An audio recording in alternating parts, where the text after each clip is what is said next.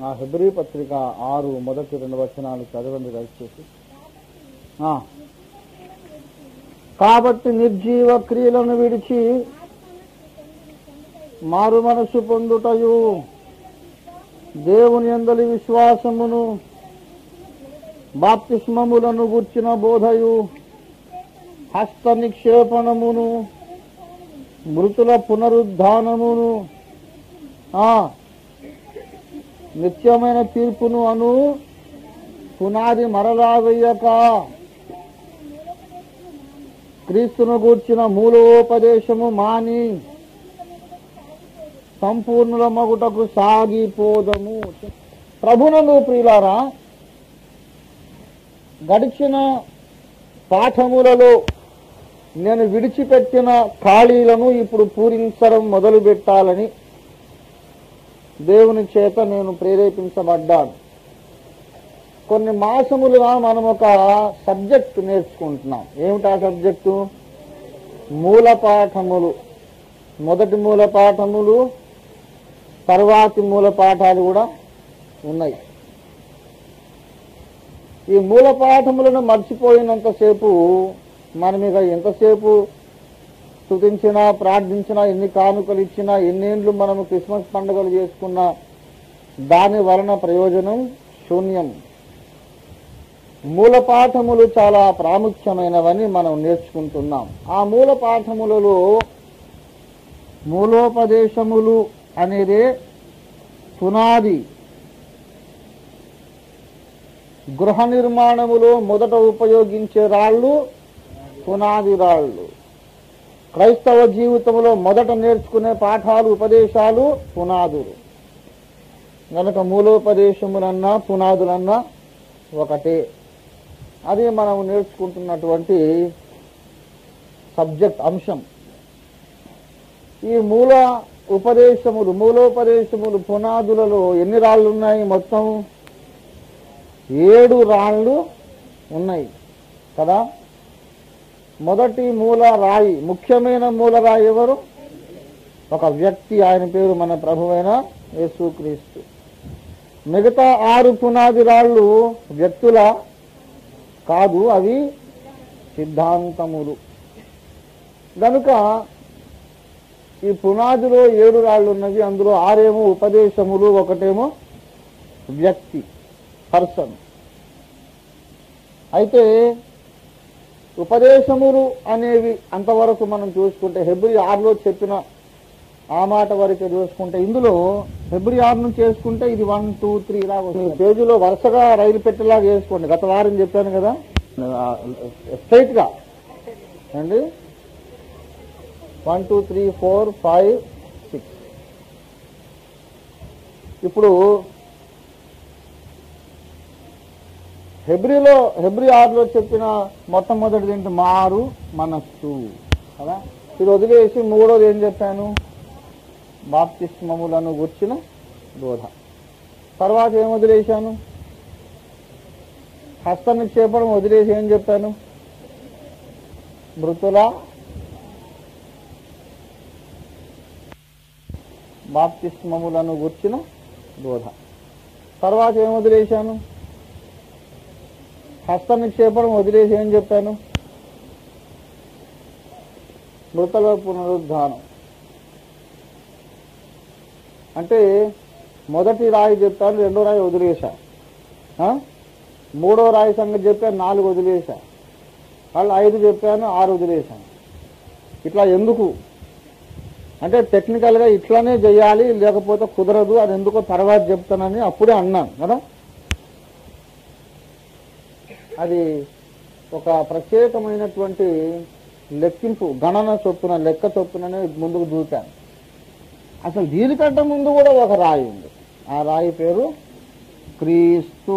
మొదటి మూల రాయి క్రీస్తు. ఎందుకొరకంటే మిగతా రాళ్ళన్నీ కూడా ఇల్లు కట్టేటప్పుడు ఏం చేస్తారంటే, మూల రాయి నుండి దారం చూసుకొని అక్కడి నుంచి దాని ప్రకారం రాళ్ళు చక్కగా పేరుస్తారు. ఇక్కడ ఒక మూలరాయి పెట్టామనుకోండి,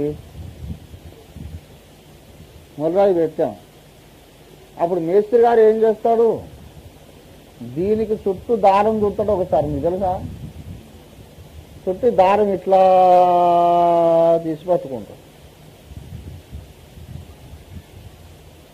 అప్పుడు ఈ దారం ఇట్లా గట్టిగా లాగి పట్టుకున్నప్పుడు దీని ప్రకారం మిగతా రాళ్ళు పెట్టుకుంటూ పేర్చుకుంటూ పోతాడన్నమాట. మూలరాయి లేదనుకోండి, అప్పుడు గుండు నూలు అనేది ఉండదు. అప్పుడు ఈ ఒక రాయి ముందుకు, ఒకటి వెనుకకు, ఒకటి ముందుకు, ఒకటి వెనుకకు అలాగే వస్తుంది. గోడ సరిగా క్రమముగా నిలబడదు. అప్పుడు గోడకు ఏమొస్తుంది? బలహీనత. గోడ బలంగా నిలబడాలంటే సరిగ్గా రాయి మీద రాయి సరిగా పేర్చబడాలి. గనక ముఖ్యమైన మూలరాయి మన ప్రభువైన యేసుక్రీస్తు. మొదటి రాయి మీద ఆధారపడి అన్ని రాళ్ళు ఉంటాయి. మారు మనస్సు అనేది మనకు కలగాలంటే దానికి మూలకారకుడు ఆయనే. దేవుడే అన్ని జనులకును జీవార్థమైన మారు మనస్సు ఎవరు కలిగించారు? దేవుడు కలిగించాడు. క్రీస్తు ప్రభువును బట్టియే మనకు మారు మనస్సు కలిగింది. యేసు ప్రభు వారి మొట్టమొదటి బోధ ఏంటండి? మార్కు 1:15 చదవండి. యోహాను చెరపట్టబడిన తరువాత యేసు, కాలము సంపూర్ణమై ఉన్నది, దేవుని రాజ్యము సమీపించి ఉన్నది, మారు మనస్సు పొంది సువార్త నమ్ముడి అని. దేవుని బిడలారా, దేవుని సువార్త ప్రకటించుతూ గలిలయకు వచ్చారు. మారు మనస్సు పొందుడి, మారు మనస్సు పొందుడి. అది యేసు ప్రభు వారి యొక్క మొదటి ఉపదేశం. Repent, repent, repent. అలాగూ మారు మనస్సు పొందమని పేతురు చెప్పాడు, పౌలు కూడా చెప్పాడు, మారు మనస్సు పొందండి. కనుక మనకు మారు మనస్సును అనుగ్రహించుట దేవుని యొక్క కృప. క్రీస్తు కృప మీద ఆధారపడియే మనం మారు మనస్సు పొందుతూ ఉన్నాం. అయితే గమనించండి ఈ మాట దయచేసి. మారు మనస్సులో మానవ ప్రయత్నము, దేవుని సహాయం, ఈ రెండు కలిసి ఉంటాయి. మారు మనసు పొందుడు అనేది దేవుని ఆజ్ఞ. మీరు పొందుడి అన్నాడు. అపొస్తలుల కార్యాలు 17వ అధ్యాయం 30వ వచనం. ఇప్పుడైతే అంతటను ఆ అజ్ఞాన కాలములను దేవుడు చూడనట్లుగా ఊరకుండెను గాని, ఇప్పుడైతే అంతటను అందరును మారు మనసు పొందమని మనుషులకు ఆజ్ఞాపించుతున్నాడు. ఏమండి? అంతటను అందరికీ దేవుడు ఏం చేస్తున్నాడు? ఆజ్ఞాపించుతున్నాడు. That is something you do. మారు మనస్సు నువ్వు మరి పొందాలి, నీవు చేయాల్సిన పని. అపొస్తలుల కార్యము 2:37-38 కూడా సహోదరులారా నేమి చేయవలే అని ఆ ఇశ్రాయేలీయులు పేతురును కడమ అపొస్తలులను అడిగినప్పుడు 38లో పేతురు ఏం చెప్పాడు? మీరు మారు మనసు పొందుడి మరియు యేసుక్రీస్తు నామమును బాప్తిస్మం. ఈ రెండు ఆజ్ఞలు. మారు మనసు పొందుడి, బాప్తిస్మం పొందుడి, తర్వాత పరిశుద్ధాత్మను పొందుడి అన్నారా? పొందుదురు, అదేమో వాగ్దానం, ఇట్స్ ఎ ప్రామిస్. పొందుదురు అంటే ప్రామిస్. కానీ మారు మనసు పొందుడి అంటే మారు మనసు పొందలేరు అనలేదు. మారు మనసు పొందుడి, బాప్తిస్మము పొందగారు గారు పొందుడి, అప్పుడు పరిశుద్ధాత్మ పొందేదారు. ఆ రెండేమో ఆజ్ఞలు, ఇదేమో వాగ్దానం. కనుక మారు మనస్సు పొందుట అనే దాంట్లో రెండు ఎసెన్షియల్ పార్ట్స్ ఉన్నాయి. మొట్టమొదట we should have positive attitude to repent, turn away from the world, turn towards God. లోకమునకు వెన్ను చూపి దేవుని తట్టు మళ్ళుకోవాలనే ఒక ప్రయత్నము, కృషి, నీ యొక్క తీవ్రమైనటువంటి కోరిక నీకు ఉండాలి. అదే సమయంలో మారు మనస్సు దేవుని అనుగ్రహము ద్వారా కూడా కలుగుతుంది. రోమా 2వ అధ్యాయము 4వ వచనము. అక్కడ దేవుని అనుగ్రహము మారు మనస్సు పొందుటకు నిన్ను ప్రేరేపించుచున్నదని ఎరుగక దేవుని అనుగ్రహైశ్వర్యమును, సహనమును, దీర్ఘశాంతమును తృణీకరించుదువా. దేవుని అనుగ్రహం ఏం చేస్తుందంట? మారు మనసు పొందమని మనలను ప్రేరేపించుచున్నది. కనుక మారు మనసు పొందటానికి ఇప్పుడు మీరు నాకు చెప్పండి, మారు మనసు పొందుట మానవుడు చేసే పనా లేక దేవుడు చేసే పనా? ఇద్దరి పని. ఒక్కోసారి దేవుడు మారు మనసు పొందమని ప్రేరేపిస్తాడంట, మనుషులేమో దేవుని అనుగ్రహాన్ని తృణీకరిస్తారట. కానీ ఎవరైతే తృణీకరించకుండా అవును నేను మారు మనసు పొందుతానంటారో అలాంటి వారికి వెంటనే ఆయన మారు మనసు అనుగ్రహిస్తాడు. కనుక దేవుని సహాయం మానవ ప్రయత్నం. మరి దేవుని సహాయం అనేది మనకు కలగాలంటే మనకు ఒక పెద్ద రాయి ఉన్నాడు, మూలరాయి. అర్థమైందా? మారు మనసు పొందుము అని చెప్పినవాడు మాత్రమే కాదు, మారు మనసు పొందుటకు నీకు కృపను అనుగ్రహించేవాడు. దేవునికి స్తోత్రం కలుగును గాక. హల్లెలూయా. అలాగే ఆ తరువాత రెండవది నేను వదిలిపెట్టాను. మారు మనసు పొందగానే ఏం చేయాలి? వెంటనే దేవుని యందు విశ్వాసం. ఈ దేవుని యందలి విశ్వాసము కూడా ఈ మూలరాయి మీదనే ఆధారపడి ఉన్నది. ఎందుకంటే హెబ్రీ 12:1-2 వచనాల ప్రకారం విశ్వాసమునకు కర్త అయిన వాడు మన ప్రభువు. దేవుని యేసయ్య ఎవరని? విశ్వాసమునకు కర్త. అంతకన్నా ముందేంటి? మారు మనస్సు పొందుటకు ప్రేరేపించువాడు. ఇప్పుడేమో మారు మనస్సు పొందాక విశ్వాసమును మనలో పుట్టించువాడు. He is the author of our faith. He creates faith in our heart. ఆయన విశ్వాసమును పుట్టించకపోతే మనం ఎవరమును నమ్మలేము.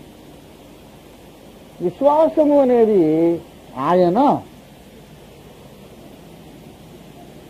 మనలో పుట్టిస్తాడన్నమాట. ఈ విశ్వాసము అనేది ఏమిటి అని మనం ఆలోచన చేయాల్సిన అవసరం ఇప్పుడు వచ్చింది. ఏమండి? ఈ రెండు మధ్యలో ఉన్నది సిమెంట్ అనుకోండి. అయితే ఈ విశ్వాసం అనగా ఏమిటి అనంటే, ప్రియులారా, మన యందున్న దేవునికి మారు పేరు. దేవుని బిడలారా, విశ్వాసం అంటే ఒట్టిగా నమ్మకం అనే కాదు. విశ్వాసం అనే దాన్ని ఒక్క ముక్కలో వివరించుట సాధ్యము కాదు. విశ్వాసం అనే దానికి ఎల్లలు నియమించుట, ఎల్లలంటే సరిహద్దులు నియమించుట కూడా సాధ్యము కాదు. చాలా కష్టం. విశ్వాసం అనే దాన్ని ఎలా వివరించాలి? విశ్వాసం అనున్నది నిరీక్షింపబడు వాటి యొక్క నిజస్వరూపమును, అదృశ్యమైనవి ఉన్నవనుటకు రుజువునై ఉన్నది. విశ్వాసం అంటే మన యందున్న దేవునికి మారు పేరు. ఎందుకొరకో నేను చెప్తా, వినండి బాగా. దయచేసి మీరు మొట్టమొదట నాతో పాటు లూకాసు వార్తలోనికి రండి. 18వ అధ్యాయము 27 చదవండి దయచేసి. 27.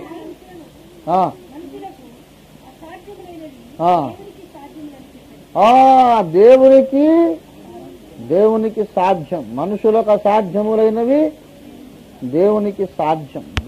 దేవునికి సమస్తమును సాధ్యము. దేవునికి సమస్తము సాధ్యం. All things are possible unto the Lord. Mark సువార్త దయచేసి 9వ అధ్యాయము 23వ వచనం చూడండి దయచేసి.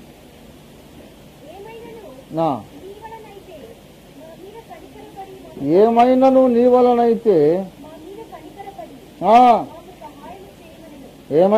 వలనైతే నాకు నా మీద కనికరపడి నాకు సహాయము చేయమని చెప్పాను.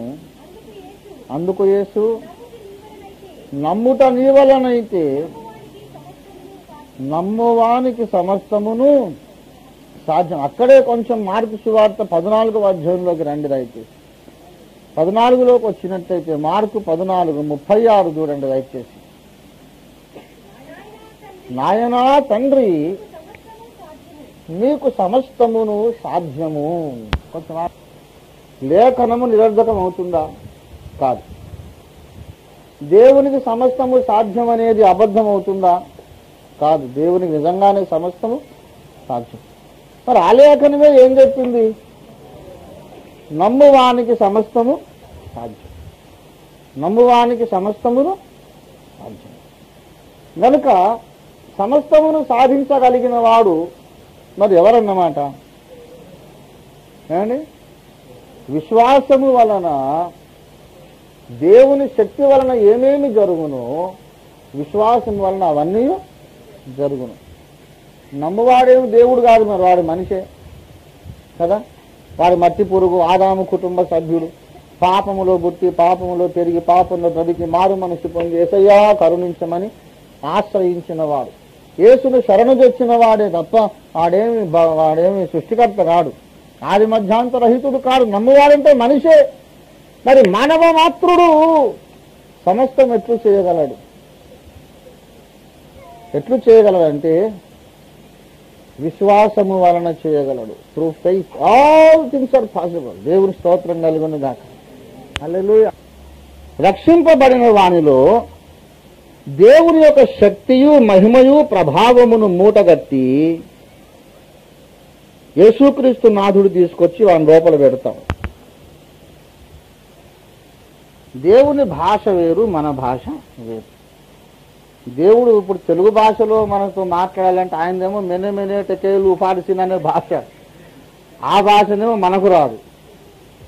మన భాషలోనేమో పరలోక సంగతులు చెప్పాలంటే కష్టం.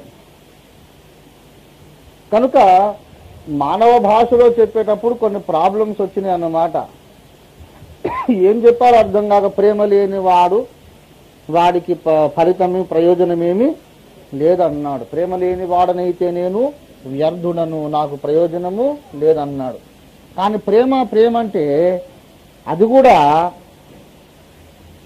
మానవ సంబంధమైన ప్రేమ కాదు, మానవులు అనుకునే ప్రేమ కాదు. ప్రేమ అనగా అర్థం ఏంటంటే అక్కడ దైవ స్వభావమునకు మారు పేరు. ప్రేమ అంటే దైవ స్వభావమునకు మారు పేరు. ఎందుకు లోగడ చెప్పాను. ప్రేమ త్వరగా కోపపడదు అంటే అర్థం ఏంటి? అసలే కోపపడదానే. త్వరగా కోపపడదు అంటే అర్థం ఏంటి? ఆలస్యముగా కోపపడును. ఇంకా దుర్నీతి విషయము సంతోషింపక సత్యమునందు సంతోషించును. కనుక ఎప్పుడైతే దుర్నీతి కనపడిందో కోపముతో భగ్గును మండిపడుతుంది.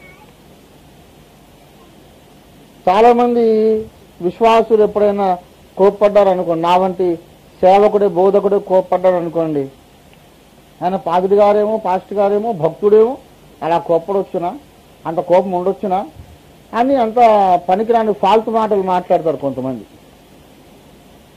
అంటే వాళ్ళ ఉద్దేశం ఏంటంటే భక్తునికి కోపము రానే రావద్దని. అసలే కోపము రానోడు భక్తుడు కాదు, వాడు మెంటల్, వాడు ఎర్రగడ్డ హాస్పిటల్లో పడేయాలి వాడిని తీసుకుపోయి. అసలే కోపం రాకుండా ఎట్లుంటుందండి? నేను నా భార్య కలిసి నేను అక్కడ బస్ స్టాప్లో నిలబడ్డాను అనుకోండి, ఉదాహరణకు అంటున్నా. ప్రక్కోడు ఎవడన్నా వచ్చి ఆమెను చేయి పట్టుకొని లాగుతున్నాడు. అప్పుడు నేను ఏం చేయాలి? ఓ సహోదరుడా, హల్లెలూయా, దేవుడు నిన్ను ప్రేమించుతున్నాడు, హల్లెలూయా, యేసు నీకు ప్రాణమర్పించను సిలువలో అని బోధ మొదలు పెట్టాలనా? లేఖనమేమి చెప్పుచున్నదనగా అన్నా. లేకుంటే ఏం చేయాలి? మోకరించి నిటారుగా మోకరించి అన్ని భాషలు మాట్లాడాలనా? ప్రభువా ఈ సహోదరునికి మారు మనసు నిమ్ము అని అనాలనా? ఏం చేయాలి? గుంజు గూబకు 4 పెట్టి వాడిని లాగవతలో పడేసి నా భార్యను నా వెనుక పెట్టుకుంటా. ఏందా ఒళ్ళెట్ట ఉందిరా దౌర్భాగ్యుడా, అరే మీరు యేసు భక్తులేమో కొట్టొచ్చురా అంటే, అరే వేరే వాడు కొట్టేదానికి నేను కొట్టేదానికి డిఫరెన్స్ ఉంది. వాడు మామూలు కొడతాడు, నేను యేసు నామములో కొడతా.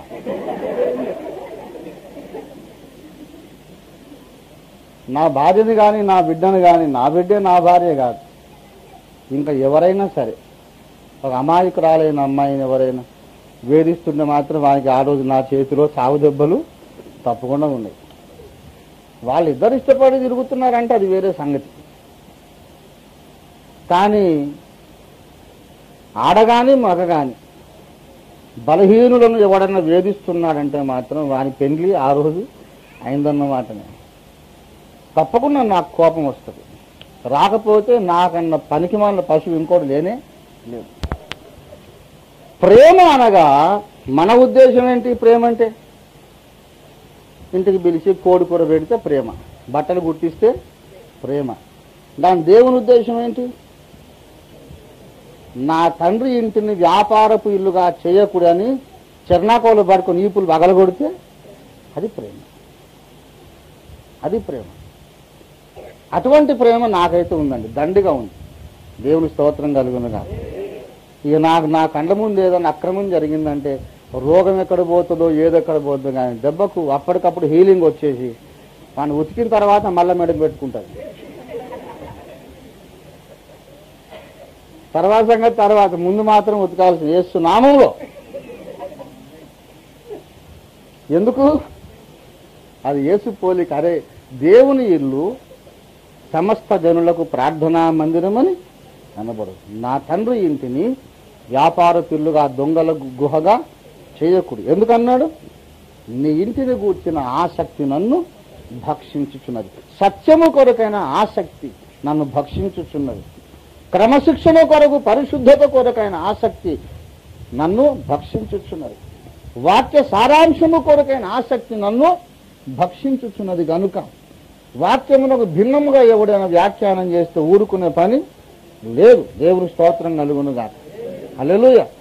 ఈ లోక విషయములలో గాని వాక్య విషయముల్లో గాని సత్యమునకు విరోధముగా మనం ఇప్పుడు అబద్ధాలు ప్రచారం చేయకూడదు. ఎవడేం చేస్తే ఊరుకోకూడదు. క్రైస్తవుడు లోకమునకు బూజు పట్టకుండా కాపాడుతాడు కాబట్టి మీరు లోకమునకు ఉప్పై ఉన్నారు అన్నాడు. దేవుని స్తోత్రం కలుగును గాక. ప్రతివానికి ఉప్పు సారము దేని వలన కలుగును? అగ్ని వలన కలుగును. పరిశుద్ధాత్మ అగ్ని ఎవరి మీదకి దిగి వస్తుందో వాడు ఉప్పులాగా తయారవుతాడు. చుట్టుపక్కల బూజు పట్టనీయడు. దేవుని స్తోత్రం కలుగును గాక. హల్లెలూయా. ఉప్పుకు బూజు పడుతుందా? ఉప్పుకు బూజు పట్టదు. ఉప్పు సరిగా ఉంటే పచ్చడికి కూడా బూజు పట్టదు. పచ్చడికి బూజు పట్టిందంటే ఉప్పు తక్కువైందన్నమాట. ఈనాడు లోకానికి ఇంత బూజు పట్టిందంటే క్రైస్తవుల లోపల ఉప్పు సారం చచ్చిపోయిందన్నమాట. సప్పిడి ఉప్పు తయారైందంతా. చూడ్డానికి చూపులకు పై ఆకారానికి ఉప్పే గాని నాకు చూస్తే అది ఉప్పు కాదు. గనుక ప్రేమ అనేది న్యాయమైన కోపము, తనలో ఇముడ్చుకున్నటువంటి దేవుని తత్వము, దేవుని స్వభావము. ప్రతిదానికి సమయము కలదు. ప్రేమించుటకును, ద్వేషించుటకును, కౌగలించుట మానుటకును, నవ్వుటకును, ఏడ్చుటకును. దానికి సమయం ఉంది. ఎప్పుడు నవ్వడమే కాదు, ఎప్పుడు దెబ్బలాడుకోవడమే కాదు, దానికి సమయం ఉంది. నువ్వు ప్రేమించినా, ద్వేషించినా, కలుసుకున్నా, విడిపోయినా అది న్యాయముగా ఉండాలి. దేవుని స్తోత్రం కలుగును గాక. ఏది చేసినా న్యాయముగా చేసే తత్వం పేరేమిటి? ప్రేమ. దేవుడు ప్రేమయై ఉన్నాడు. గనక ప్రేమ లేని వాడనైతే నాకు ఫలితం లేదంటే అర్థం ఏంటి? ప్రేమయై ఉన్న దేవుని స్వభావము లేని వాడనైతే నాకు ఫలితం లేదు. అంతేకాదు, ప్రేమ అనేది ఎలాగైతే మిస్అండర్స్టూడ్ వర్డ్. ప్రేమ అంటే మనం మానవ సహజంగా బట్టలు పెట్టి, కోడి కూరలు పెట్టి, విందులు భోజనాలు ఏర్పాటు చేసి ఇదే ప్రేమ అని ఎలాగ అనుకుంటున్నాము. విశ్వాసం అనేది కూడా it is another misunderstood word. అపార్థమునకు గురైన పదము. విశ్వాసం అంటే ఒట్టిగా నమ్ముకోవడమే కాదు. అందరు నమ్ముతున్నారు, ఎవరు నమ్మకం వాళ్ళది. విశ్వాసం అనగా అందరూ విశ్వాసం లేని వాళ్ళు ఎవరు? అన్ని మతముల వారికి వారి వారి దేవతల మీద విశ్వాసం ఉన్నది కదా. నమ్మకం లేదా? ఎంత నమ్మకం లేకపోతే కొండలెక్కిపోతా ఉన్నారు, లోయలు దిగి ఎక్కడెక్కడో అడవుల్లో ప్రయాణాలు చేసిపోతున్నారు. ఎంత నమ్మకం లేకపోతే ఉపవాసాలుండి, నిష్టలుండి, ఎన్నో నోములు, వ్రతాలు, ఎన్నెన్నో పూజలు చేస్తున్నారు. ఎవరి దేవతల మీద వాళ్ళకు నమ్మకం ఉన్నది. ఇక్కడ మనకు నమ్మకం అనే సంగతి కాదు. విశ్వాసం అనగా అర్థం ఏంటంటే సమస్తమును చేయజాలిన దేవుని మహిమా ప్రభావాలకు అది మారు పేరు, అదన్నమాట. కనుక దేవుని బిడలారా, ఈ దైవశక్తి మహిమా ప్రభావములన్నీ యేసయ్య మనలో తీసుకొచ్చి మూట కట్టి పెడతాడు. ఎప్పుడు? మనము మారు మనసు పొందిన తరువాత. మారు మనసు పొందగానే విశ్వాసమును ఆయన మనలో కలిగిస్తాడు. మారు మనసు పొందకుండా సువార్తను నమ్మొచ్చు, బైబిల్ను నమ్మొచ్చు, లేఖనంలో సిద్ధాంతాలన్నీ నమ్మొచ్చు.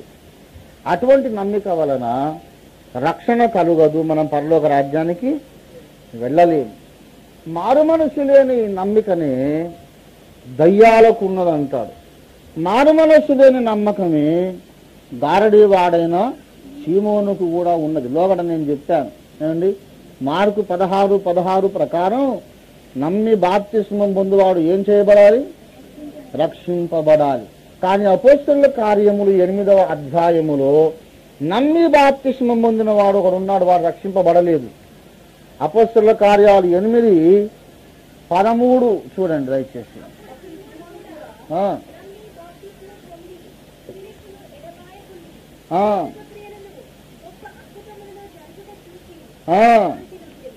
అప్పుడు సీమోను కూడా నమ్మి బాప్తిస్మము పొందాడట.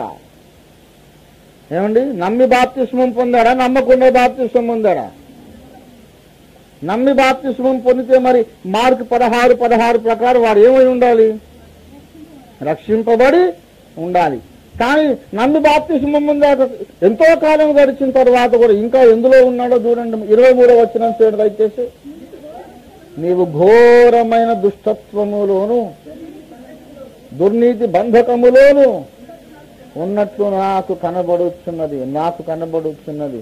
వాడు నమ్మి బాప్తిస్మం పొందాడు, ఇంకా ఘోర దుష్టత్వములోను దుర్నీతి బంధకములలోను ఉన్నాడు. అంటే రక్షణ లేదు.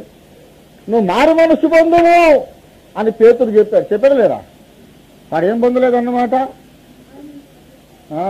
22 చదవండి. కాబట్టి ఈ నీ చెడుతనము మానుకొని మారు మనస్సు నుండి ప్రభువును వేడుకొను అంటే 24 ఏమన్నాడు? అందుకు సీమోను, మీరు చెప్పిన వాటిలో ఏది నా మీదకి రాకుండా మీరే నా కొరకు వేడుకో. నువ్వు ప్రార్థన చేసుకోరా అంటే నేను చేయను, నువ్వే చేయట. అంటే అర్థమేంటి? దేవునితో కనెక్షనే లేదు వానికి, దేవునితో ముఖ పరిచయమే లేదు. కొంతమంది బాప్తిస్మము పొందారు కానీ దేవునితో కనెక్షన్ లేదు.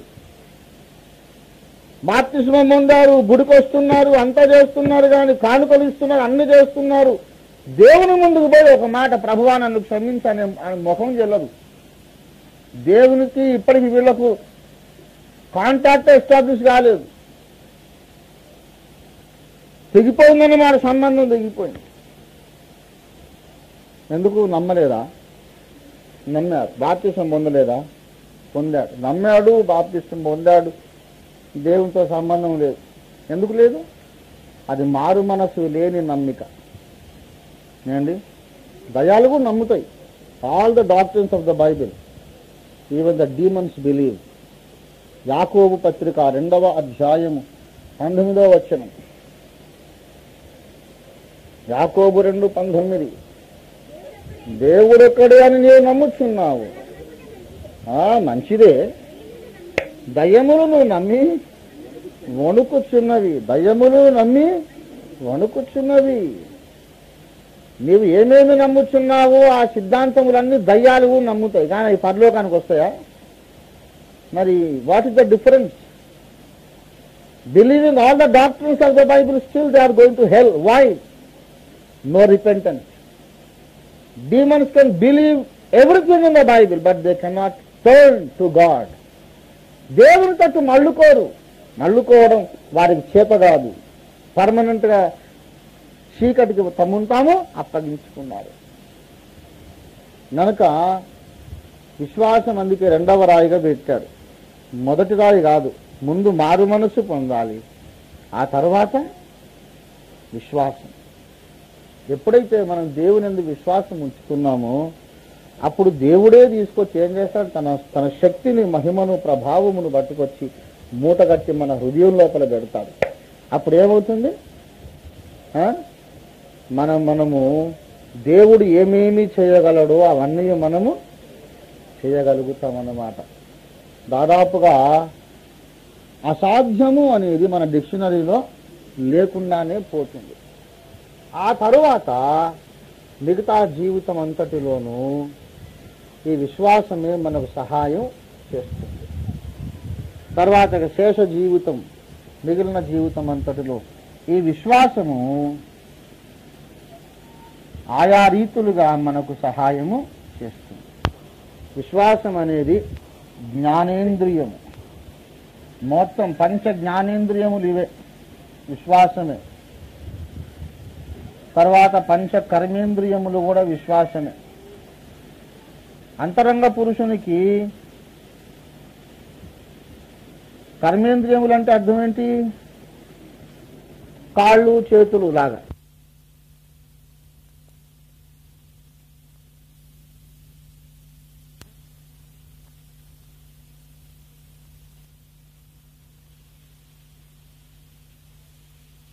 కాళ్ళు చేతులు లాగా కర్మ చేయడానికి పనికొచ్చే అవయవములు, పనులు చేయడానికి పనికొచ్చే అవయవాలు. కాళ్ళతో నడుస్తాం, చేతులతో ముట్టుకుంటాం, ఆ పనులు ఈ పనులు చేస్తాం కదా. కనుక కాళ్ళు చేతులు ఇవన్నీ కొన్ని ఉన్నాయి. 5 కర్మేంద్రియాలు. పంచ జ్ఞానేంద్రియాలు కన్ను, ముక్కు, చెవి, నాలుక, చర్మం, ఇవి జ్ఞానేంద్రియాలు. పంచ జ్ఞానేంద్రియములు విశ్వాసమే, పంచ కర్మేంద్రియాలు కూడా విశ్వాసమే. ఇందులో పంచ జ్ఞానేంద్రియములలో సకలేంద్రియాణం నయనం ప్రధానం. ముందు చెప్పుకోవలసింది కన్ను. ఎందుకు? కన్ను లేకుండా మనము విశ్వాస యాత్రలో ముందుకు సాగలేము. ఉదాహరణకు విశ్వాస యాత్రలో ముందుకు సాగాలంటే మనము యేసు వైపు చూడాలి. ఎవరి వైపు చూడాలి? యేసు వైపు చూచుచూ మనకు ముందుంచబడిన పందెపు రంగమందు మనం ఓపికతో పరిగెత్తాలి అన్నాడు. కనుక యేసు వైపు చూడాలంటే మనం ఏం చేయాలి? మనకేం కావాలి చెప్పండి చూడడానికి? చెవితో చూడగలమా? ముక్కుతో చూడగలమా? కన్నుతో చూడాలి. గనక ఎలా చూడగలం మనం యేసు వైపు? యేసు వైపు చూడాలంటే విశ్వాసముతోనే తప్ప, విశ్వాస నేత్రాలతోనే తప్ప మనము ఈ నేత్రాలతో యేసును చూడలేము. యేసు వైపు చూచుచూ పరిగెత్తండి అనేమో హెబ్రీ పత్రికలో దేవుడు చెప్పాడు. కానీ మొదటి పేతురు పత్రిక 1వ అధ్యాయము 9వ వచనంలో చూసినట్లయితే, మీరిప్పుడు ఆయనను చూడకపోయినను ఆయనను ప్రేమించుచున్నారు, ఇప్పుడు ఆయనను కన్నులార చూడకయే విశ్వసించుచున్నారు. ఇప్పుడు యేసు వైపు చూచుచూ సాగిపోవాలా, చూడకుండా సాగిపోవాలా? నాకు చెప్పండి. మొదటి పేతురు 1:9 ప్రకారం చూడకయే ప్రేమించుచున్నాము, చూడకయే విశ్వసించుచున్నాము. కానీ హెబ్రీ 12:2 ప్రకారము యేసు వైపు చూచుచూ సాగిపోవచ్చున్నాము. ఇప్పుడు నాకు చెప్పండి, చూచుచూ సాగిపోవచ్చున్నామా లేకుండా చూడకయే సాగిపోవచ్చున్నామా? చూచుచువా? మరి చూడకయే ప్రేమిస్తున్నారు అన్నాడుగా. ఏంటి? శరీర నేత్రములకు సంబంధించేమో మొదటి పేతురు 1:9 వాస్తవం. కానీ హెబ్రీ 12:2లో ఆత్మనేత్రములతో మనం చూస్తున్నాం అన్నమాట. రెండు వాస్తవమే. శరీర నేత్రములతో చూడకయే ఆత్మనేత్రములతో చూచుచు మనము విశ్వాసమందు ముందుకు సాగి వెళ్ళాలి. అందుకే భక్తుడు పాట రాసి పాడాడు కదా, మనం కూడా పాడుతూ ఉంటాం. ప్రభు యేసు నా రక్షక, నొసగు కన్నులు నాకు నిరతంబునే నిన్ను చూడా. ప్రభు యేసు నా రక్షక, నొసగు కన్నులు నాకు నిరతంబునే నిన్ను చూడా. అల్ఫయు నీవే ఒమేగయు నీవే, అల్ఫయు నీవే ఒమేగయు నీవే, ప్రభు యేసు నా రక్షక, నూరు నాకు నిరతంబులే నిన్ను చూడ. దేవుని బిడ్డలారా గమనించండి, విశ్వాసమును బట్టి దేవుని మనము చూడవచ్చు. హెబ్రీ పత్రిక 11వ అధ్యాయము 27వ వచనంలో మోషే యొక్క అనుభవము చాలా గూఢార్థముగా చెప్పబడింది. దయచేసి గమనించండి. విశ్వాసమును బట్టి అతడు అదృశ్యుడైన వాడిని చూచుచున్నట్లు స్థిరబుద్ధి గలవాడై రాజాగ్రహమునకు భయపడక ఐగుప్తును విడిచి ముందుకు సాగిపోయాడు. దేవుని బిడలారా, విశ్వాసమును బట్టి అతడు అదృశ్యుడైన వానిని చూచుచు అన్నాడా, చూచుచున్నట్లు అన్నాడా? అంటే నిజానికి చూశాడా, చూడలేదా? చూచుచున్నట్లు అంటే అర్థం ఏంటి? చూడలేదు కానీ చూచుచున్నట్లు. ఏమండి, మరి దేవుణ్ణి చూడకుండానే చూసినంత స్థిరబుద్ధి ఎలాగొచ్చింది? దేవునిని చూసిన వాడికి ఎంత స్థిరబుద్ధి ఉండాలో అంత స్థిరబుద్ధి గలవాడ ఐగుప్తును విడిచి పోయాడు. కన్నులారా దేవుణ్ణి, ఆ పరలోక మహిమలను చూసి దిగి వచ్చిన వాడు ఈ లోకమును ఎట్లా తృణీకరిస్తాడో అట్లా తృణీకరించేశాడు మోషే. పరలోకాన్ని చూశాడా, దేవుణ్ణి చూశాడా, ఆ మహిమగల భవనాలను చూశాడు? ఏం చూశాడు? ఐగుప్తు ధనము కంటే క్రీస్తు విషయమైన నింద గొప్ప భాగ్యమని ఎంచుకున్నాడు. ఏం చూశాడు? చూడకపోయినా ఆయన మైండ్లో ఆ ఎఫెక్ట్ వచ్చింది. ఎంత ఎఫెక్ట్ అంటే, ఈ శరీరముతోనే వెళ్ళి ఆ బంగారపు వీధులు, బంగారపు గోడలు, ఆ రతనాల ముత్యాల గుమ్మాలు, పునాదులు, దగదగలాడి ఆ మహిమ నగరం అంతా చూసి వచ్చిన తర్వాత ఈ లోకపు ధనము మీద ఎంత అసహ్యం పుట్టాలో అంత అసహ్యం ఆయనకు పుట్టింది. Something happened in his mind which is inexplainable. He hates the wealth and pleasures of this world as if he has really seen a far greater glory. నిజముగా ఆ మహిమను చూసినట్లు. ఏం చూశాడు?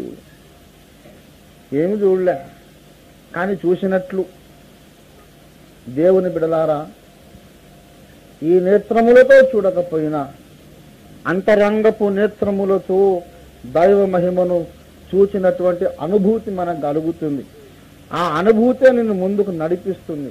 ఇది అనుభవము చేత గ్రహింపవలసిందే తప్ప అది వివరించదగినది కాదు. దేవుని ఆత్మ విషయములను ఆత్మానుభవము చేతనే వివేచింపదగును. 1 కొరింథీ పత్రిక 2వ అధ్యాయం 14వ వచనములో ఇలాగ చెప్పబడింది, ప్రకృతి సంబంధి అయిన మనుష్యుడు దేవుని ఆత్మ విషయములను అంగీకరింపడు, అవతనికి వెరితనముగా ఉన్నవి. అవి ఆత్మానుభవము చేతనే వివేచింపదగును, గనుక అతడు వాటిని గ్రహింపజాలడు. ఆత్మ అనుభవము చేత. ఏమండి, యేసు వైపు చూచుచు మనము ముందుకు సాగి వెళ్ళాలి. యేసు మాటలు వినుచు మనము సాగి వెళ్ళాలి. దేవునికి స్తోత్రం కలుగునుగాక. యేసు వైపు చూచుచు, తర్వాత ఆత్మ సంఘములతో చెప్పుచున్న మాటలను వినుగాక. గనక వినుచు మనం వెళ్ళాలి. చెవి గలవాడు వినుగాక. యేసు వైపు చూచుచు ఆత్మస్వరమును వినుచు మనం సాగిపోవాలి. దేవునికి స్తోత్రం కలుగునుగాక. హల్లెలూయా. ఏమండి, ఎలా వింటాం ఆత్మస్వరం? చాలా మంది అడుగుతారు నన్ను, దేవుడు ఎలా మాట్లాడతాడు మీతో? ఒక సహోదరుడు మొన్న నన్ను అడిగాడు, దేవుడు ఎలా మాట్లాడతాడు బ్రదర్ మీతో అని. అంటే ఏదో ఒసామా బిన్ లాడెన్ మీకు ఎప్పటి నుంచి తెలుసు అని ఇంటర్వ్యూ చేసినట్టు. బీబీసీ విలేకరులు వచ్చి అందరిని ఇంటర్వ్యూ చేస్తున్నారు. మీకు ఎప్పటి నుంచి తెలుసు? మీరు ఆయన చూశారా? ఎట్లుంటాడు? ఎక్కడ కలిశారు మొదటిసారి అని ఏదో వార్తా విలేకరులు ఇంటర్వ్యూ చేసినట్టు అడుగుతున్నారు. దేవుడు మీతో ఎట్లా మాట్లాడతాడు కదా అంటే, నేను తిక్కలుండగా దేవుడు నాతో ఇట్లా మాట్లాడతాడు కదా అని చెప్తాను అనుకుంటున్నారు. నేను చెప్పాను, నువ్వు ముందు శిష్యరికం చెయ్యి. ఇది ఏమన్నా ఈ కంప్యూటర్ కోర్స్ అనుకున్నావా, లేకపోతే ఇంకేమన్నా కరాటే అనుకున్నావా, టైప్ రైటింగ్ అనుకున్నావా? అసలు నువ్వు మారు మనసు పొందావా? ప్రతివారం ప్రభు యొక్క శరీరం తింటున్నావా? నీలో దేవుని ఆత్మ ఏమన్నా ఉన్నదా? దేవునితో నీకేమన్నా సహవాసం రోజు ఒక పావు గంట మాట్లాడుతున్నావా? దేవుడు చెప్పిన పనులు చేస్తున్నావా? అంటే బాప్తిస్మం పొందిన కదా అంటే అదే పొరపాటు. మారు మనసు లేకుండా ఎవడు పొందమన్నాడు బాప్తిస్మం? నిన్ను మారు మనసు తగిన ఫలం ఉన్నదా? ఏముంది? చాలా మంది విశ్వాస యాత్రలో అలసిపోతున్నారు. విశ్వాస యాత్ర బోరు కొడుతోంది. ఎందుకు తెలుసా? ఏం గుడి అండి, ఇదొక సాగు అయిపోయింది, వెళ్లకుండా ఉండలేమో, వెళితేనేమో బోరు కొడుతుంది. విశ్వాస యాత్ర కొందరికి ఆనందదాయకముగా లేదు. ఎందుకు లేదో తెలుసా? కన్ను లేదు, చెవి లేదా, ఏం వినపడదు, ఏమి వినపడదు. మొత్తం టోటల్గా దేవునికి సంబంధించినంత వరకు వీళ్ళు గుడ్డి వాళ్ళు, చెవిటి వాళ్ళు. ఏం వినపడదు, ఏం వినపడదు. ఒక్కడే పోయి ఎంతసేపు పోవాలండి?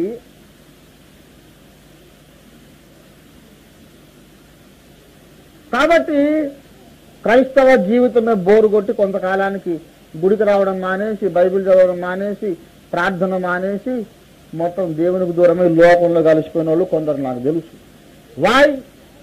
The eyes were not open and ears were not open. దేవుని బిడ్డలారా, యేసుక్రీస్తు ప్రభువు వారు గుడ్డివారి కన్నులు తెరుచుటకు ఆయన ఈ లోకానికి మనం అడుక్కోవాలి, ప్రభువా నాకు కన్నులు దయచేయి. నువ్వు కన్ను అడిగినా నీలోని విశ్వాసము ద్వారానే నీకు కన్నులు ఇస్తాడు ఆయన. ఏమండి? చెవి అడిగినా సరే విశ్వాసం ద్వారానే చెవిస్తాడు. నేను ఒక విషయం చెబుతాను. ఏమండి? అదృశ్యుని దర్శనం, తర్వాత దేవుడు మాట్లాడే విధానం, ఈ రెండు క్యాసెట్స్ మీరు వింటే కన్ను సంగతి, చెవి సంగతి మనకు తెలుస్తుంది. దేవుడు మాట్లాడే విధానములు అనుకుంటా చెప్పాను ఏమిటంటే, దేవుడు నాతో మాట్లాడాలని ఇష్టపడుచున్నాడని మనం మొదట నమ్మాలి. దేవుని స్వరము వినుట సాధ్యమేనని మనము నమ్మాలి. మనకంటే ముందు అనేక మంది భక్తులు విన్నారని నమ్మాలి. నేను కూడా వినుట దేవునికి ఇష్టమేనని నమ్మాలి. దేవుడు నాతో మాట్లాడతాడు అని నమ్మాలి. ఆ నమ్మకం ఉన్నప్పుడే దేవుని స్వరం మనం వినడానికి మన చెవులు తెరవబడతాయి. ఉండలేక దేవుని బిడలారా, ఈ విశ్వాసమును జ్ఞానేంద్రియములుగాను తర్వాత కర్మేంద్రియములుగాను మనం ఉపయోగించుకోవడము సాధన చెయ్యాలి. దీన్నే దేవభక్తి విషయములో సాధనలో ఇదొక భాగం. దీన్నే సాధన అంటారు. ఏమండి? కర్మేంద్రియములు, మనం వస్తువులు కదిలించడానికి కూడా కర్మేంద్రియాలు కావాలి మనకు. ఏమండి? వస్తువులను కదిలించాలంటే మనకి ఏం కావాలి? కర్మేంద్రియములు కావాలి. ఇప్పుడు ఇది ఉందండి, ఇక్కడ ఈ సాసర్ తీసి ఇక్కడ పక్కన పెట్టాలి. ఏమండి? దేంతో చేశాను? కన్నుతో చేయలేను, కాలుతో చేయవచ్చు కదా, కాలుతో చేయవచ్చు. కాలుతో కూడా కొంతమంది రెండు చేతులు లేని వాళ్ళు కాలుతో బల్బం పెట్టి రాయడం, కాలుతో స్టవ్ వెలిగించి అన్నం వండుకొని టీ చేసుకొని తాగడం, ఇట్లా కొంతమంది చేస్తారు. కర్మేంద్రియములు. ఈ వస్తువు ఇక్కడ పెట్టాలంటే నాకు నా చెయ్యి అవసరం వచ్చింది. అప్పుడప్పుడు ఈ వస్తువులు ఎక్కడెక్కడ ఉండొచ్చులేండి, అవి మనకేం అడ్డం రావు. కానీ మనకి ఇంతకంటే పెద్ద పెద్ద అడ్డం వస్తాయి. కొండలు అడ్డం వస్తాయి. కొండలు అడ్డం వస్తాయండి. మార్కు సువార్త 11వ అధ్యాయం 22వ వచనం చదవండి దయచేసి. మార్కు 11. అందుకు యేసు వారితో ఇట్లనెను, మీరు దేవుని యందు విశ్వాసముంచుడి. ఎవడైనను ఈ కొండను చూచి నీవు ఎత్తబడి సముద్రములో పడవేయబడుమని తన మనస్సులో సందేహింపక తాను చెప్పినది జరుగునని నమ్మిన ఎడలా. ఏమండి, కొండను కొండను కొండను కదిలించగలిగేది విశ్వాసమట. విశ్వాసమట. ఏమండి, కొండలను దేంతో కదిలిస్తాము? ఈ కప్పు శాసనలు తీసి దేంతో కదిలిస్తాం? మనం చేతులతో కదిలిస్తాం. కొండలను దేంతో కదిలించగలం? 1 కొరింథీ పత్రిక 13వ అధ్యాయములో 2వ వచనంలో చూడండి, కొండలను పెకలింపగల పరిపూర్ణ విశ్వాసము కలిగిన వాడనైనను. కొండలను పెకలింపగల పరిపూర్ణ విశ్వాసము గలవాడనని. కొండలను పెకలించేది ఏమిటి? విశ్వాసం. ఏదో గ్లాసులు, చెంబులు, బిందెలు అక్కడిక్కడ పెట్టడం కాదు. అవసరం అనుకుంటే హిమాలయ పర్వతాలు అడ్డం వచ్చినాయి అనుకో, సరే ఇంకెంతసేపు అక్కడనే ఉంటారు, మీరందరూ వచ్చి ఇటు సౌత్కి రండి అంటే రావాలి, అవి వస్తాయన్నమాట. ఎస్,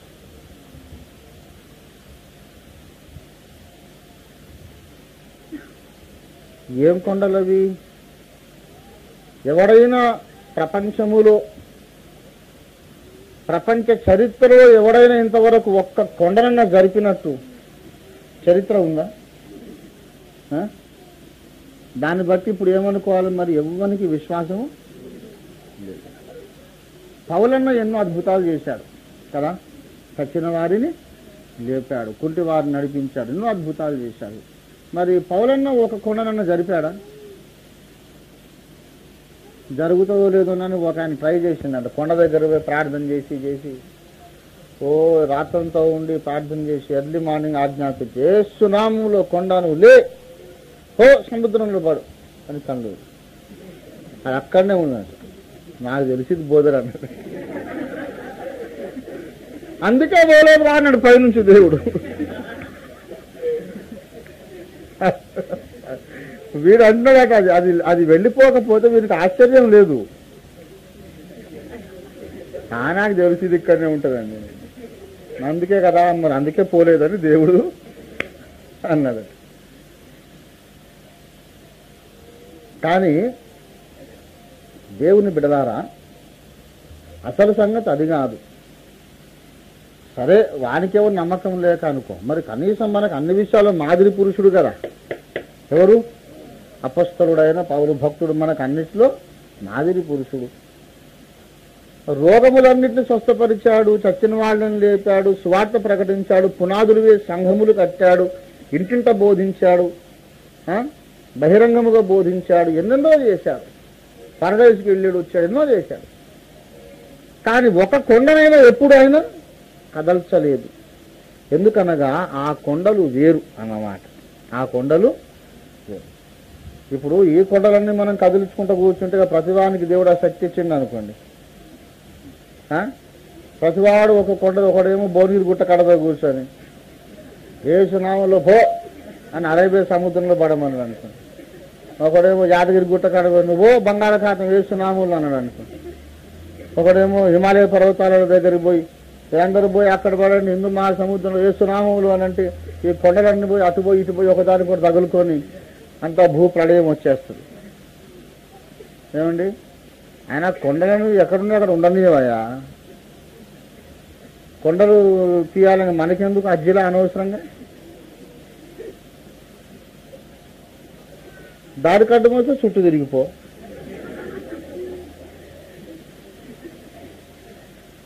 మరి యేసుప్రభు ఎందుకు ఆ మాట అన్నాడు? యేసయ్య అంటే అన్నాడు. మరి పౌలు కూడా అదే మాట, కొండలు పెకలించగల సంపూర్ణ పరిపూర్ణ విశ్వాసం అని ఎందుకు అన్నాడు అంటే, ఆధ్యాత్మికమైన కొండలవి. కొండలనగా సాతాను శక్తులు అని అర్థం.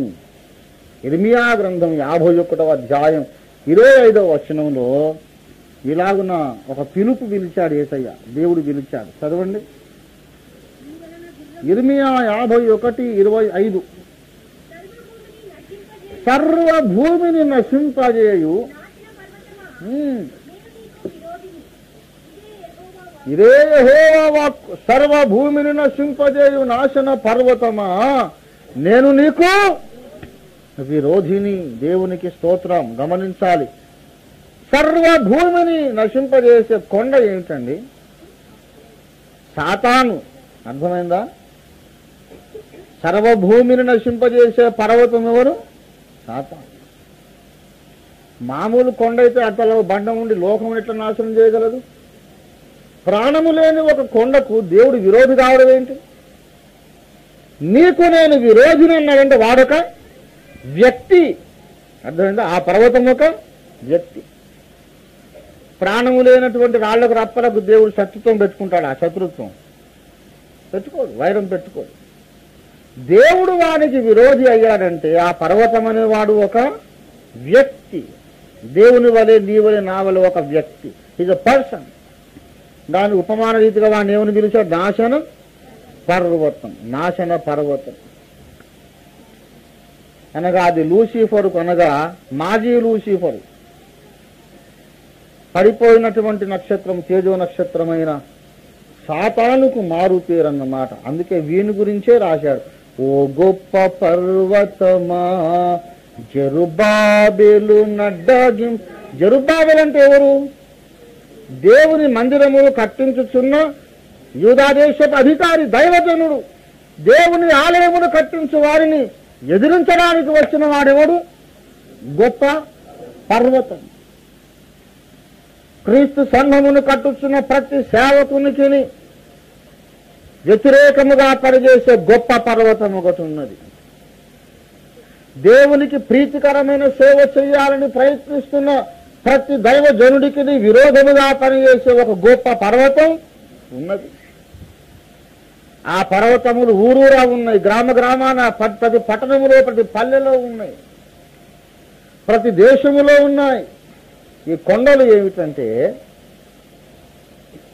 అంధకార సంబంధులైన లోకనాథులన్నమాట. ఈ కొండలను పెకలించి వేయాలి. భారతదేశంలో ఒక గొప్ప పర్వతం ఉన్నదండి. క్రీస్తుకు పూర్వం 3000 సంవత్సరాల నుండి వేళ్ళూనుకు పోయి కూర్చుంది ఇక్కడ. భారతీయులను రక్షణ పొందనీయదు, సత్యం గ్రహించనీయదు, వాళ్ళ వేదాలు వాళ్ళని చదువుకోనీయదు, అందులో యేసును కూర్చున్న ప్రవచనాలు ఉన్నాయి చూసుకోనీయదు, చూసిన కళ్ళకు అది కనపడనీయదు. వేదములు చదువునప్పుడు యేసును కూర్చిన ప్రస్తావన రాగానే వీడు కళ్ళు మూసుకుంటాడు. ఆ గొప్ప పర్వతం చేసే పని. భారతదేశం రక్షణ పొందాలంటే, వెలుగులోనికి రావాలంటే ఈ గొప్ప పర్వతాన్ని మనం పెకలించి సముద్రంలో పడవేయాలి. పెకలించబడవలసిన పర్వతాలు ఈ కొండలు ప్రాణము లేని రాళ్ల కొండలు కాదు.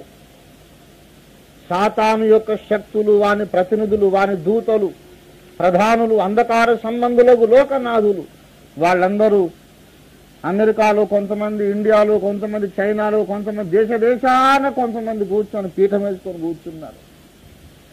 మీరు అక్కడ ఇండియా వాళ్ళ రక్షణ పొందకుండా మీరు కాపాడండి, ఇక్కడ చైనా వాళ్ళ రక్షణ పొందకుండా నేను కాపాడుతా, అక్కడ రష్యా వాళ్ళు మారకుండా మీరు కాపాడండి అని ఈ కొండలు కూడబలుక్కున్నాయి.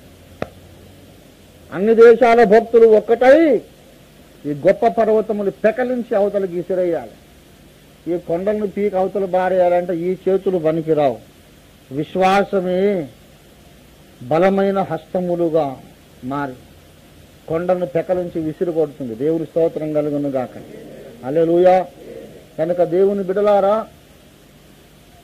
విశ్వాసముతో మనం పనులు జరిగించుకోవడం మనం నేర్చుకోవాలి. విశ్వాసముతో చూచుట, విశ్వాసముతో వినుట, విశ్వాసముతో వస్తువులు కదిలించుట మనం నేర్చుకోవాలి. విశ్వాస సహితమైన ప్రార్థన. విశ్వాసం అనే దాని గురించి చాలా చెప్పుకోవాల్సింది ఉంది. ఏమండి, విశ్వాసమునకు ఇంత శక్తి ఎప్పుడు వస్తుందంటే దానికి 2 లక్షణాలు కలిసి ఉండాలి. ఈ 2 చెప్పకపోతే నేను మీకు అన్యాయం చేసినట్టు అవుతుంది, లేక ఈ ప్రసంగానికి అన్యాయం చేసినట్టు అవుతుంది. ఏమండి, మెసేజ్ విల్ బి ఇన్కంప్లీట్. విశ్వాసము అనే దానికి 2 లక్షణాలు అడిషనల్గా ఉండాలి, అప్పుడే దానికి ఇంత పవర్ వస్తుంది. విశ్వాసమునకు విధేయత అనేది కూడా కలిసి ఉండాలి, ప్లస్ ప్రార్థన. యాకోబు పత్రిక 5వ అధ్యాయము 15వ వచనం చదవండి దయచేసి. ఆదిగాది విశ్వాస సహితమైన ప్రార్థన. విశ్వాస సహితమైన ప్రార్థన. Faith expressed through prayer. యెహోషువకు విశ్వాసం ఉంది, దాన్ని ఏమని ప్రార్థన చేశాడు? దేవా, సూర్యుడు అస్తమించుటకు త్వరపడకుండా సూర్యుడిని ఆపేయి.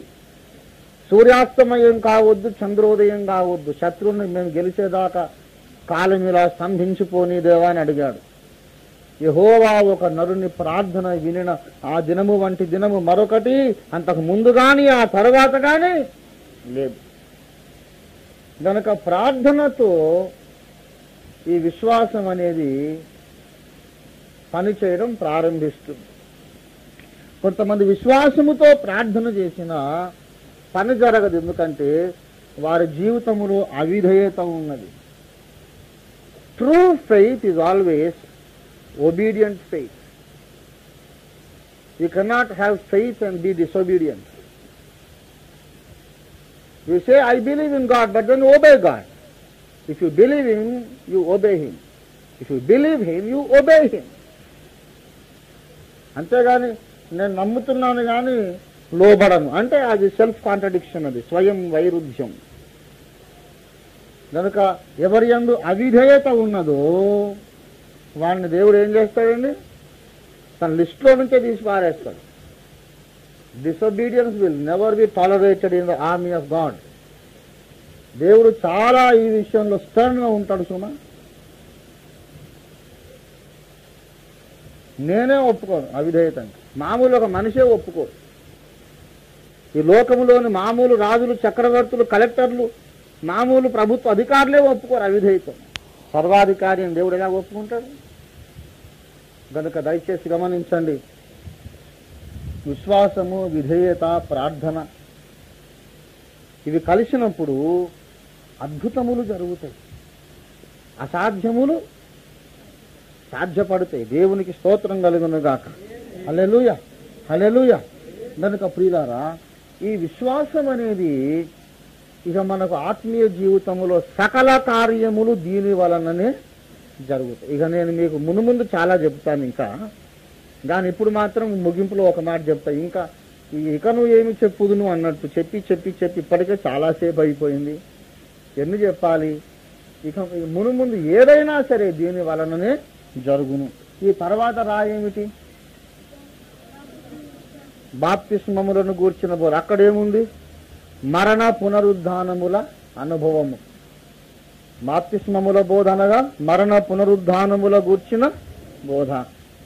మరణించుట, పునరుద్ధానము చెందుట, అవన్నీ దేనివల్ల సాధ్యమవుతాయి అనుకుంటున్నారు? By faith you die, then by faith you are resurrected. ఇంకా ఇక ఆ తర్వాత మీరు ఇంట్లో ధ్యానం చేసుకోండి. వచ్చే వారం ప్రసంగానికి మీ ధ్యానం ఏదన్నా కొంచెం మీకు కలిగిన ప్రత్యక్షతలు, నేను చెప్పే మాటలు ఏమన్నా సరిపోతాయేమో చూసుకుందాం వచ్చే వారం. ఆ తర్వాత ఉన్న రాళ్ళు మొత్తము ద డిపెండ్ ఆన్ ఫెయిత్.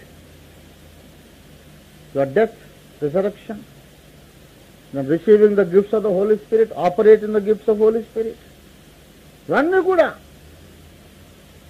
ప్రతిదానికి నీ విశ్వాసమే ఆధారం. అందుకే మనం నడిచే యాత్ర పేరు విశ్వాస యాత్ర. దేవునికి స్తోత్రం కలుగునుగాక. హల్లెలూయా, హల్లెలూయా. కనుక దేవుని బిడ్డలారా, విశ్వాసము వలన మునుముందు మనము ఎన్ని గొప్ప కార్యములు సాధించగలమో మనము నేర్చుకుందాం, మునుముందు నేర్చుకుందాం. కానీ ఒకటి మాత్రము జ్ఞాపకం చేసుకొని ముగించుకుందాం. అదేమిటంటే, మన జీవితంలో సకల కార్యములు జరిగించే ఆయుధమేది? విశ్వాసము. ఈ విశ్వాసం మనలో కలగాలంటే ఆధారం ఎవరు? మొదటి మూలరాయి. You will have faith only as long as you look unto Jesus. You look unto your own faith that will suddenly vanish. Learn this very important lesson, I say. చాలా ముఖ్యమైన పాఠం నేర్చుకోండి. మన కన్ను యేసు దిక్కు చూసినంత వరకు విశ్వాసము భగభగ ప్రజ్వలించి మండుతూ ఉంటుంది. అబ్బా అన్నిటికీ ఇదే ఆధారం అంట కదా, ఈ విశ్వాసం ఎంత అద్భుతమైనది అని విశ్వాసమును చూడటం మొదలు పెట్టగానే ఇక్కడ ఇది మాయమవుతుంది, అక్కడ అది మాయమవుతుంది. విశ్వాసము మనకు ఆధారము గాని విశ్వాసమును చూడదు, విశ్వాసకర్త అయిన యేసు వైపు చూడాలి. దేవునికి స్తోత్రం కలుగును గాక. హల్లెలూయా. యేసు వైపు నీవు ఎంతకాలము చూస్తూ ఉంటావో అంతవరకు నీ విశ్వాసము సజీవమై, శక్తివంతమై, ఫలవంతమై, ప్రయోజనకరమై గొప్ప కార్యాలు నీ ద్వారా సాధింపజేస్తుంది. దేవుని స్తోత్రం కలుగును గాక. హల్లెలూయా. కనుక దేవుని బిడలారా, ఈ రీతిగా మనం దేవుని యొక్క రక్షణ మార్గములు ముందుకు సాగుదాం, ఎదుగుదాం. ప్రభు మనకందరికీ ఇట్లు నడుచుటకు తన కృపను అనుగ్రహించును గాక. ప్రార్థన చేసుకుందాం. అందరూ కూడా తలలు వంచండి. ప్రేమ కలిగిన మా మహాపరిశుద్ధ పరమ తండ్రి, నీకు వందనాలు, మహిమా స్తోత్రం చెల్లిస్తున్నాము నాయన. నీకు స్తోత్రం. నేటి మధ్యాహ్న వేళలో ప్రభువా, నీవనుకున్న రీతిగా నీవు మాటలాడి మా కళ్ళు తెరిపించి, మా యొక్క నేత్రములు తెరిచి ప్రభువా మాకు దృష్టి దయచేసి అమూల్యమైన మీ సత్యమును మాకు కనబరిచినందుకై నీకు స్తోత్రములు చెల్లిస్తున్నాం ప్రభువా. నీకే వందనాలు ప్రభువా.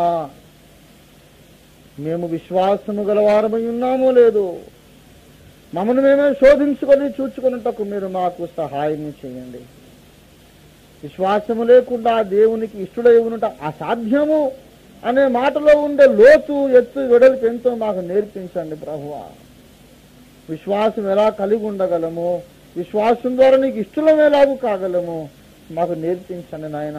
నేర్చుకునవలసిన సత్యము మా కళ్ళ ముందు అపారమైన సముద్రము వలె కనబడుతున్నది. మా హృదయం అనే సంచి చాలా చిన్నది, పాత్ర బహు చిన్నది నాయన. మా హృదయమును విశాలపరచుచు అంతకంతకు మరింత అధికముగా నీ సత్యమును, పాలను, నీ సత్యమనే ఆహారము, నీ సత్యమనే వెలుగును మాలో ఇంకా అధికముగా నింపమని ప్రార్థన చేస్తున్నా. మా అంతఃకరణములు విశాలపరచండి ప్రభువా. మరింత ఉన్నతముగా నీ సత్యమును మాలో ఇముడ్చుకోవడానికి మాకు హృదయ వైశాల్యము దయచేయండి. మేము విన్న సత్యములు చెవితో వినడమే కాదు, వాటిని వివేచించి గ్రహించి అంతరంగపు నేత్రములతో తెలుసుకుంటే సహాయం చేయమని, ప్రత్యక్షత మాకిమ్మని, పాఠము అనుభవముగా మారుటకు సహాయం చేయమని, వచ్చే వారము తిరిగి ఇలాగున మరింత లోతుగా నీ యొక్క జలములలోనికి మేము ఈత కొడుతూ వెళ్లే వరకు